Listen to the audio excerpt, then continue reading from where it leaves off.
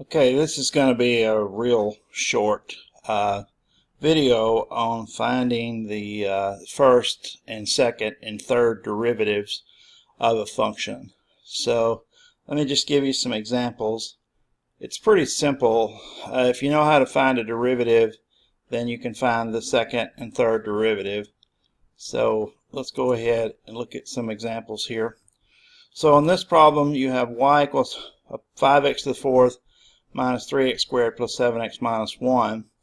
And so, this is just a polynomial function.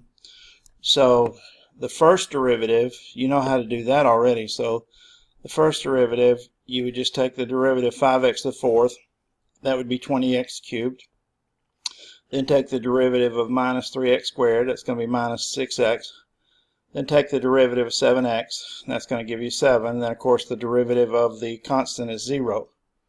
So there is your first derivative. Now, to get the second derivative, you just take the derivative of the first derivative. So now we'll take the derivative of this function, and that'll be the second derivative. So the second derivative, if you take the derivative of 20x cubed, you'll get 60x squared. If you take the derivative of minus 6x, you'll get minus 6. And of course the derivative of 7 is 0. So there is our second derivative. Now finally, to get the third derivative, you take the derivative of the second derivative.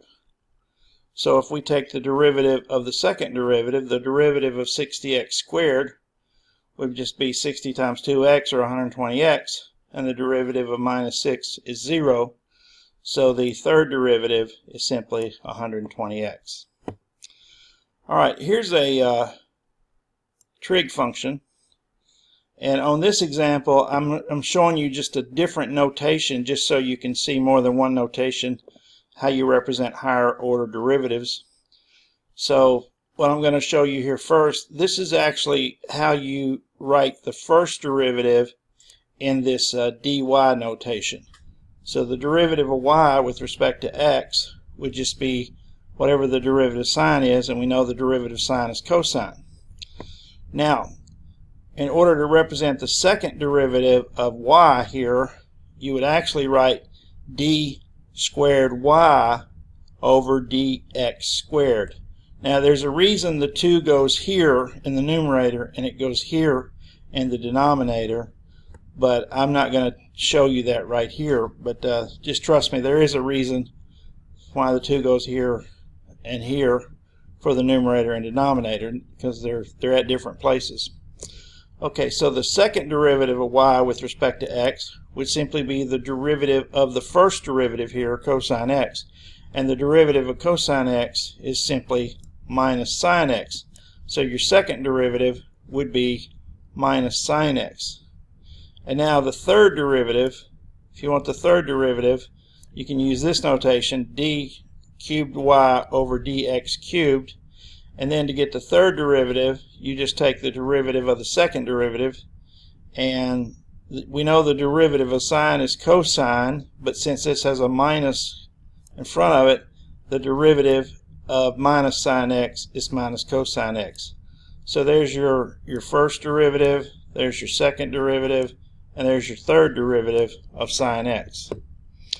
Okay, now I'm going to do one more. I'm not doing any real complicated functions because I just want you to see the concept. If you can differentiate, you can find the second and third derivative for other functions. Okay, so let's do, this time I'm going to use f of x notation, and I want to find the derivative of 5x squared. Well, in order to find the derivative of that, I have to write it as 5x to the negative 2. And then when I take the derivative of this, I can use the power rule. And so the derivative of 5x to the negative 2 would be 5 times negative 2x to the negative 3. So if you use the power rule on x to the negative 2, you get minus 2x to the negative 3. Well, when you multiply 5 times minus 2, you get minus 10. So we get minus 10x to the negative 3. And here I just went ahead and wrote it without the negative exponent. But actually, to get the next derivative, I want to actually focus on this form, because this is the form I need to continue differentiating. So now on this one I have to take negative 10 and multiply it by the derivative of x to the negative 3, and the derivative of x to the negative 3 is negative 3x to the negative 4. So if I multiply negative 10 by negative 3, I get positive 30, and then I have x to the negative 4. And then without the negative exponent, you could write it like this. And then again, to get the third derivative, I want to focus on this form. And so when I take the third derivative, I'll get 30 times the derivative of x to the negative 4. And the derivative of x to the negative 4 would be negative 4 times x to the negative 5. So if I multiply 30 times negative 4, I get negative 120. And then I'll have times x to the negative 5. And then I can write that as negative 120 over x to the 5th. Now let me just finish up here by telling you a little bit about these higher order derivatives. It turns out that the second derivative is important in physics because the second derivative can be used to find acceleration.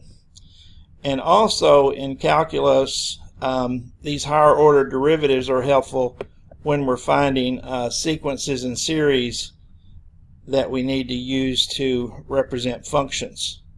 So those are just a couple of applications that you'll need higher order derivatives for.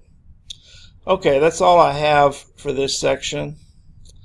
And so in the next section, I'm going to go ahead and move on to exponential functions. So we'll talk about finding derivatives of exponential functions in the next section. And so if you need information about finding derivatives of exponential functions, then see the next video. But I will tell you that exponential and log functions generally are taught toward the end of a Calculus 1 course.